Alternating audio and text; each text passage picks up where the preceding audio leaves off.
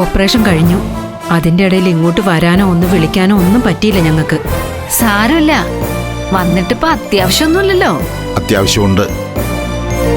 മുടങ്ങിയ കല്യാണം നല്ലൊരു ദിവസം നോക്കി വീണ്ടും നടത്തണ്ടേ നമുക്ക്? അയ്യടാ, അതാണോ കാര്യം? എന്നാലേ മുടങ്ങിയ കല്യാണം മുടങ്ങിയത് തന്നെയാ. ഞങ്ങളെ അത് അപ്പോഴേ മനസ്സിൽ നിന്ന് ഒഴിവാക്കി കഴിഞ്ഞു.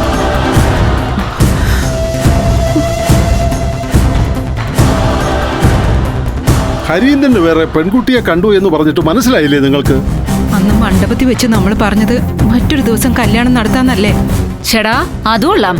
അപ്പൊ അങ്ങനെയല്ലാതെ എല്ലാവരുടെ മുന്നിൽ വെച്ച് എന്റെ മോനി ബന്ധം വേണ്ടാന്ന് പറയുന്നത് ശരിയാണോ? നിങ്ങൾ എന്നെ പറ.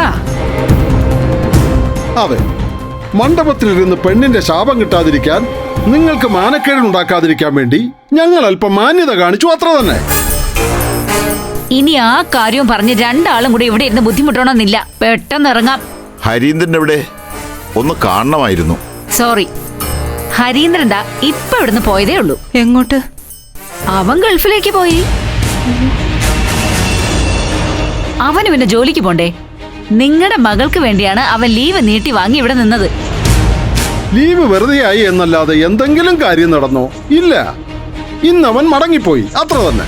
എന്നാ പിന്നെ അടുത്ത ലീവിന് വരുമ്പോൾ നമുക്ക് നടത്തിയാലോ? ഷെടാ, ഇയാൾക്ക് എന്താ മലയാളം പറഞ്ഞ മനസ്സിലാവില്ലേ? ആ വിവാഹം ഇനി നടക്കില്ല.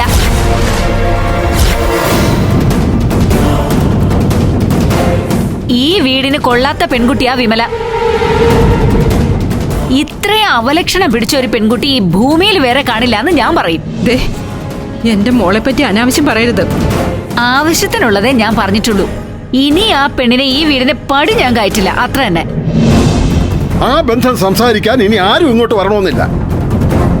വന്നാ ചൂലെടുത്ത് അടിച്ചിറക്കം ഞാൻ. മാഷായിട്ട് ഇതിനൊരു അവസരം ഉണ്ടാക്കരുത്. ഇപ്പൊ പോയാട്ടെ. പോകാം.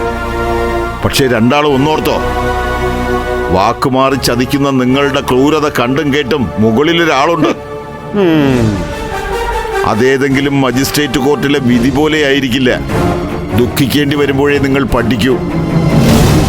സുമംഗലേ, ഇറങ്ങിക്കോ. ഇനി നമ്മളിവിടെ നിൽക്കാൻ പാടില്ല. സരോജിനി, ദൈവം ഞങ്ങളുടെ മോടെ പ്രാർത്ഥന കേട്ടെന്ന് എനിക്ക് തോന്നുന്നത്. ഈ കല്യാണം നടന്നിരുന്നെങ്കിൽ എന്റെ മോള് നിന്നെപ്പോലെ ഒരുത്തിയുടെ കൂടെ ഈ വീട്ടിൽ കഴിയേണ്ടി വരുമായിരുന്നു. നാളെ ഒരു കാലത്ത് ആത്മഹത്യ ചെയ്യാൻ. അതിലും ഭേദമാ കല്യാണം കഴിയാതെ അവൾ ഞങ്ങളുടെ കൂടെ കഴിയുന്നത്. അപ്പൊ പോട്ടെ സരോജിനി, ഇനി അപമാനിക്കപ്പെടാൻ ഞങ്ങൾ ഈ വീട്ടിലേക്ക് വരില്ല. വാച്ചാ.